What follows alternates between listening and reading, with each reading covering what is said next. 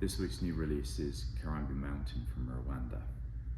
And as I do every week, I have a number of batches that I need to perform and from which I'll select our recipe going forward. So we have 3 roasts on the table, 2 samples of each. I'm just going to quickly taste through each of the batches.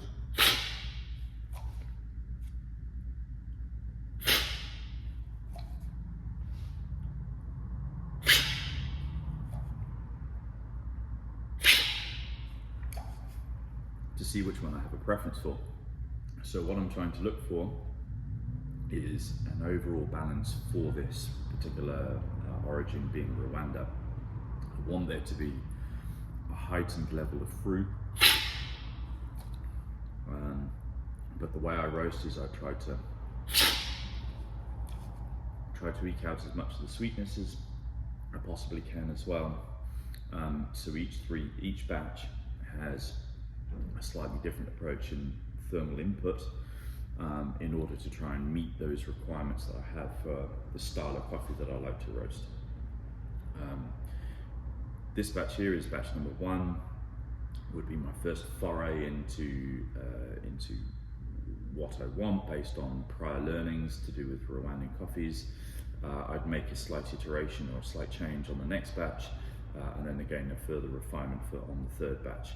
And then all would come through to the cupping table on a Friday morning, where I would cut the coffees, approve for release or not, so that we can then ship stuff out to our subscribers and sell on the market. So what am I tasting? In all of the batches, there's quite a prominent blackberry. Let's call it purple berry fruits. That specifically on roast 3 is a pretty nice caramel finish. Really lovely texture. In the first couple of passes through, I actually have a preference for batch 3. With this, there's a high prevalence with Rwandan coffees to, at a certain point of the roast, lose temperature. We call it crashing. And in that phase of the roast, there's a lot of very, very key chemicals that are produced. But if you can't control that properly, you don't produce or promote the right type of environment for those good chemical compounds to be produced. So in batch number 3, I feel like I had learned enough to be able to eke the best out of the coffee, and I feel that is right. So what am I getting? In all 3,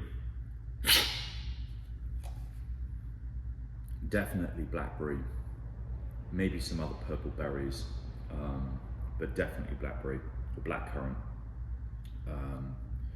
There's also like a grapefruit-like acidity as well. And on the finish, a really coating caramel-like feeling. It's got good mouthfeel, I'd say sort of light to medium body. The finish is really lovely. Would make a perfect filter coffee or full immersion brew like cafetiere. I'd probably avoid this as espresso. It's maybe a little too much acidity. Personally, for my preference anyway, I like espressos to be rich and voluminous and those types of things. So yeah,